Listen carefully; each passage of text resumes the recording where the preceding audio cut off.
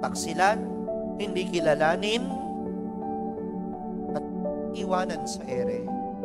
Matapos alagaan, matapos gabayan, matapos turuan, matapos ituring na tunay na kaibigan, ituring na parang tunay na kapatid, ano bang dapat maramdaman ng Panginoon? Di ba dapat siya'y nasasaktan? Di ba dapat siya'y nagagalit? Di ba dapat sumbatan niya ang mga alagad na ito at pagalitan? Pero imbis na sumbatan at pagalitan, anong kanyang sinabi? Nung siya'y nagpakita sa kanyang mga alagad, sumainyo ang kapayapaan. Anong ginawa ni Tomas? Ay, di ako naniniwala.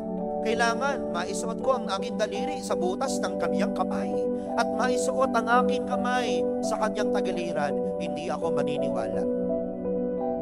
Pero anong sinabi ng Panginoon nung siya'y muling magpakita after 8 days? Sumainyo ang kapayapaan. Imbis na galit, imbis na panunumbat, awa, habag, kapayapaan ang nais ng Panginoon sa kaniyang mga alagad.